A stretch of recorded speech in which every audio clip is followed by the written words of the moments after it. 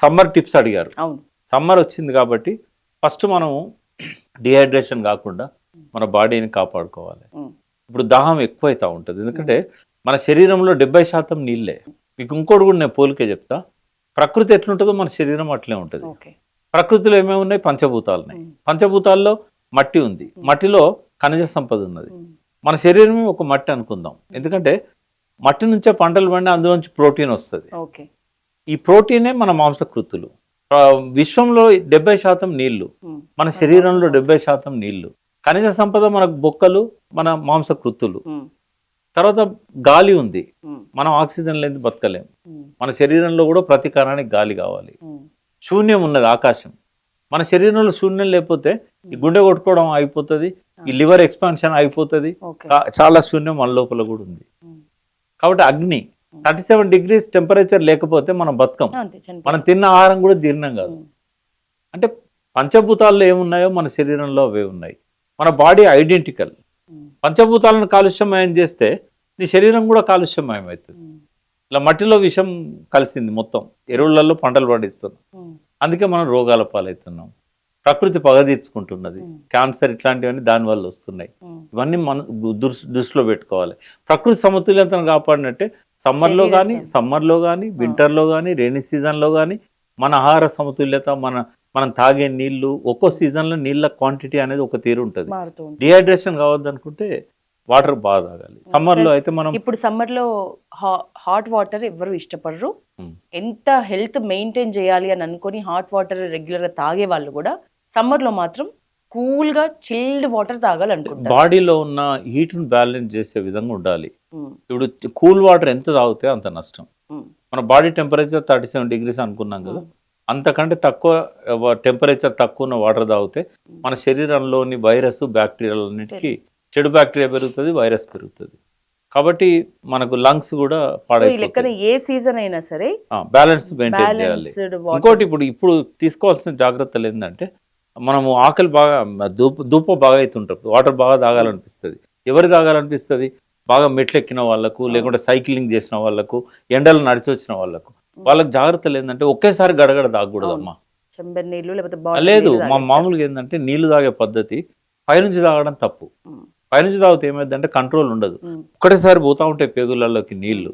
అటు తాగకూడదు. టీ తాగినట్టు తాగాలి, మంచిగా పుచ్చుకొని తాగాలి. కావాలంటే కడుగు మంచిగా. అని మన పెద్దలు ఏం చెప్తారు? ఎంగిల్ అవుతుందిరా, నువ్వు నోట్లో పెట్టుకోవాలి.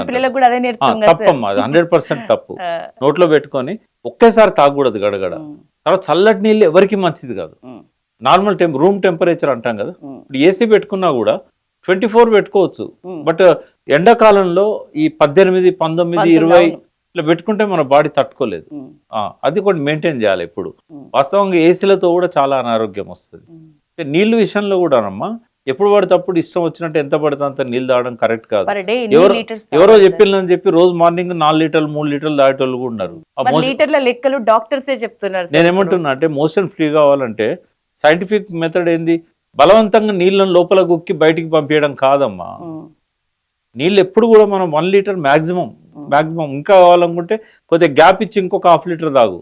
కానీ ఒక్కసారి 1.5 లీటర్ తాగడం, ఆ నీళ్ళ ప్రెషర్ వల్ల మోషన్ పోవాలనుకోవడం, ఇదంతా తప్పదు, రాంగ్ మెథడ్స్. మోషన్ ఫ్రీ కావాలంటే ఫైబర్ ఉండాలి, 6 గంటల లోపల భోజనం చేయాలి, కొంత శారీరక శ్రమ ఉండాలి, తినే ఫుడ్లో ఫ్యాట్ కంటెంట్ తగ్గించాలి.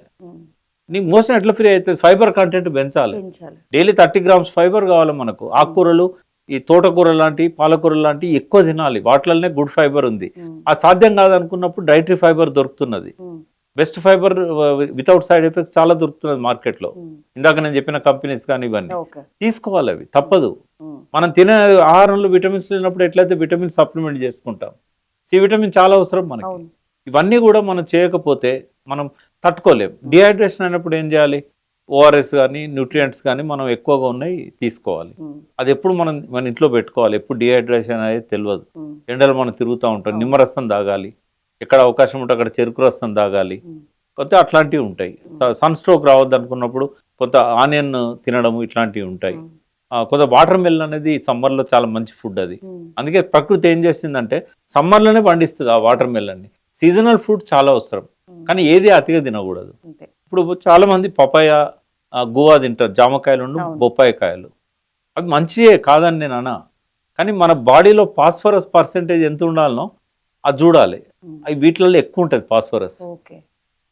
కాబట్టి ఇవన్నీ చాలా కేర్ఫుల్గా ఉండాలి. సమ్మర్లో అన్నం కూడా ఆకలి బాగా అవుతుంటుంది. వీలైనంత వరకు కొంత ఆ లిక్విడ్ డైట్ అన్నా లేకుంటే ఏదో ఒకటి ఎప్పుడు తీసుకుంటూ ఉండాలి, 3 అవర్స్కి ఒకసారి మినిమం. శారీరక కష్టం చేసే వాళ్ళకి చాలా అవసరం, క్యాలరీస్ బర్న్ అవుతూ ఉంటాయి.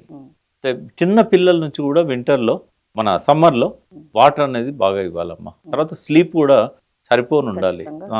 తర్వాత జనరల్గా ఎప్పుడు పడుకోవాలి అనుకున్నప్పుడు తొలి సంధ్య మలి సంధ్య నిద్రపోవద్దని వెనకడ మా చిన్నప్పుడు ఒక పాట ఉండేది. నిజమే, సాయంత్రం పూట ఇప్పటికీ కూడా పాట ఉంది, శుక్రవారం పొద్దు సిరిని విడవద్దు, మా తల్లి మహాలక్ష్మి స్థిరంగా. అందులోనే ఈ లైన్లు ఉంటాయి, తొలి సంధ్య మలి సంధ్య నిద్రపోవద్దు అని. అంటే వెలుతురు అవుతున్న టైంలో మనకు మెలటోనిన్ అనేది డెవలప్ కాదు, బలవంతంగా నిద్రపోవడానికి ట్రై చేయకూడదు. ఇట్లాంటివన్నీ కూడా చాలా కేర్ తీసుకోవాలి.